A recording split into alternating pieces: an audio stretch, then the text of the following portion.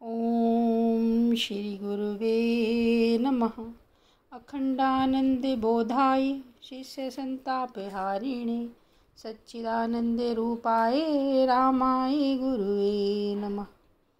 ओम शांति शांति शांति। ओम।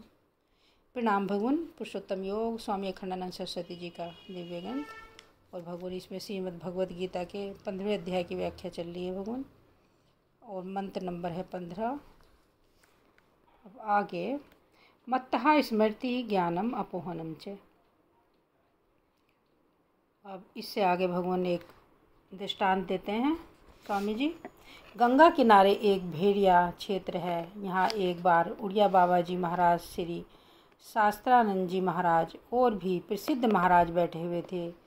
यह प्रश्न उठा कि यह कैसे पहचाने कि भीतर से जो आवाज़ आ रही है सो ईश्वर की है, क्योंकि भीतर से वासना की भी आवाज़ आती है और ईश्वर की भी आवाज़ आती है। ये दो चीज़ भीतर बैठी हुई हैं। तो जब पक्षपात करने की आवाज़ आवे कि अपने रिश्तेदारों का पक्षपात करो, तब समझो ईश्वर की आवाज़ नहीं, वासना की आवाज़ है।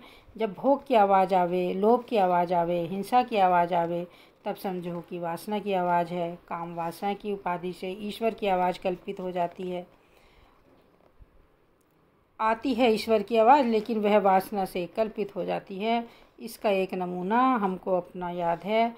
पाकिस्तान बनने से पहले जब हिंदू मुसलमानों के बड़े दंगे हो रहे थे, मैं बनारस से निकला। धाएं धाएं मकान जल रहे थे और राह चलते आदमी को मार रहा था।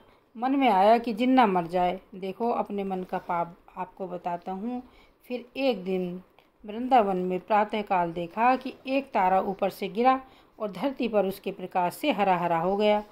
ऐसा तारा गिरता है तो किसी प्रसिद्ध व्यक्ति का निधन होगा, ऐसा अपने शास्त्रों में बताया है। अब देखो गिरा तारा और हमारे क्या ख्याल आया कि अब के जिन्ना ही मरेगा। हमको यह साफ निश्चय होवे कि जिन्ना ही मरेगा। हमको भीतर से आवाज़ आ रही है, लेकिन हुआ क्या, थोड़े ही दिनों में गांधी जी की मृत्यु हो गई।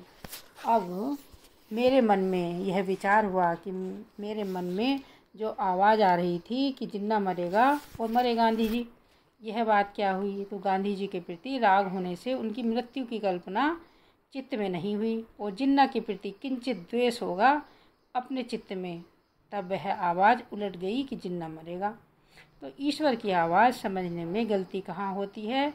जब अंतःकरण शुद्ध होता है तब तो ईश्वर की आवाज़ समझ में आती है, और अंतःकरण में थोड़ी भी वासना होती है तो ईश्वर की ठीक ठीक आवाज़ समझ में नहीं आती है।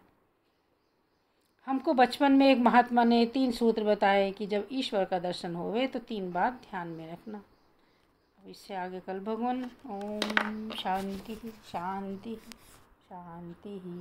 प्रणाम भगवान।